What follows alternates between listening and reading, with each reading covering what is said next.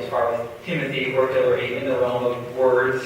I'm much more succinct. I'm never going to be such a stupendous Sesquipedalian as either of them. I'm more of a visual artist and hard objective data rather than empty words. But I'll try. As many of you guys know, my name is Michael Blount, and I am Hilary's husband. I had the privilege of knowing Hilary for just 25 months. We dated for 24 months, and we were married for just 4 of those months. So I want to thank each of you guys for being here. I heard that we set a record for the number of people in this room. The victim turnout is 100, and we've exceeded 600 to my knowledge. And so as Tim alluded to, we were probably not safe with the fire marshal, but... Okay, so I want to thank all of you for helping to make Hilary's painfully brief life so potent. I've only known her for 2 years. There were 28 years that I did not know this woman. I wasn't able to be there for her.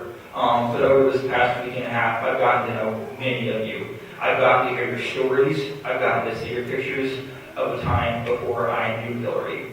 And I want to thank each and every single one of you for helping to cultivate the woman I would be able to get to grow up to love one day. Thank you for helping to make her the happy and brilliant firework that she was. Hilary was my best friend. She was my constant companion. We did everything together for the past 2 years. And she was also my teacher. Right now, I've never felt more broken, more lost.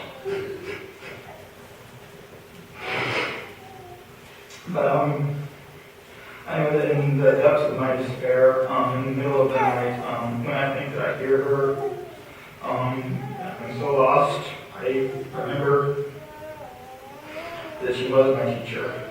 And if I choose, I can heed her advice, and I will forever be her student. And because of this, no good teacher leaves their student unprepared for life. And so she has given me what I need to go forward. I know that none of our planning or our clever scheming that we did together possibly could predict a life without Hilary. So, regardless, through her, I have learned how to go forward. There are personal disciplines and life lessons she has honed within me that I will instill into my life going forward. There are simple things like making the bed every morning, which I abhorred, but I have not been able to stop making since I got back from the hospital. Vacuuming the house twice in a week was a bad week. It needs to be at least 3 times. And then we would stop and school at every single puppy, as alluded to. We saved at least 3 when we were together, and we would drag them home and call the collar or do everything that we could. She was allergic to kittens. It didn't matter to her. We had cats who would bring cats on, and she would get sniffly and teary. That was really good with the animal. I consume less processed food. She taught me to be a vegetarian again. The list is simply incalculable. But she also left instructions that are applicable to each and every one of us. I'm about to give you guys a little bit of a sermon. So I think she's kind of learned that in me, because I used to hate being up here. But I cannot leave without giving you guys some kind of instructions I think would be worth of her. So these are what I want us to take from here. Education was the capstone of her life, and teaching was her eternal passion. So I would like you guys to honor Hilary by letting her be your teacher one last time. There are 4 lessons I would like for all of us to take from Hilary Kathleen Welch. First, remember Hilary for her passion. Do nothing in half measure. Live life in full measure. Saturate your days with things that are important. Use every moment to the fullest by making yourself a better and more complete person who can in turn go into the world and make a difference. Don't just sit at the computer and like statuses on Facebook. Be involved. These little bracelets here, go out and be the change that you want to see in the world. What would Hilary do? Second, remember Hilary for her wisdom. Hilary never stopped learning. You could not keep her away from information. She would read every night before bed. That's one of my fondest memories. Just getting to bed with her, reading by the light, and telling her to shut up and stop reading so we can go to bed. She would also, even though I would come home from work every day, and even though she graduated from Tulsa University nearly a decade ago, she was still a student. In fact, she was currently a student at Rogers State. She completed, this is going to be her 5th degree, because she loved learning that much. So use your wisdom and bring what you learn for the benefit of others.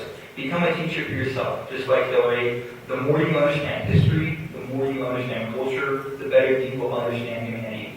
And the more you are able to empathize with people and try to right the wrongs that you see. And this brings me to my third point. Remember Hilary for her empathy. Everyone is here because they were impacted by Hilary for some reason. She always had time for everyone. Part of the reason her schedule was so full was because you couldn't get her to stop volunteering and doing stuff. As I said, there's no institution she hadn't infiltrated at one point or another. So go out and give of yourself to others in honor of Hilary. Whether you volunteer for a soup kitchen, which is one of our very first days, you volunteer at the SPCA, which we were able to do a couple of times, or you get on a local nonprofit board like News Corps Research, Westside Community, or Allied Arts Humanities. Donate. She was a generous philanthropist. When we came home from the hospital, the mailbox was full of people soliciting for donation, whether it's animals, human trafficking, you name it. So be a philanthropist. Give to a cause that helps fight these issues. Help defend those who need it most and who have been abandoned to the dregs of society. Help those who are different from you especially. We are all united because we are in this one place, this one time, this one moment. It doesn't matter if you are a Christian, a Muslim, gay, atheist, even if you're not human. You are alive. So help cultivate the world of tolerance and understanding and Hilary for himself, please. And finally, and most importantly, remember Hilary for her benevolence. She was the single most outgoing soul I've ever known. She was charitable toward every other fellow creature, except for snakes. She was the matron saint of lost kittens and puppies. And even though Hilary was a very fierce liberal, she was hospitable and respectful to the people who held even the most contradictory of philosophies. Regardless of the life choices or circumstances, she always gave all of herself to everyone. And I know that Hilary spoke of love and tolerance and unconditional positive regard, and I know the world needs more of that. Cliche as it may be, I believe she's one person that encapsulated that. So do these in remembrance of Hilary. There is no greater way to honor her than to take to heart that which she taught all of us. She was always and forever will be our eternal teacher. I know not the specific pathways in which these goals will manifest, but she taught us as only Hilary could, and she would be proud that we're going to be here thinking critically and individually on how to do these. We're not just cows in a herd. Education was dynamic. It was fluid. It was supposed to engage you mentally. So she's given us the tools with which to go out into the world, and now it's up to us to go out and make it better.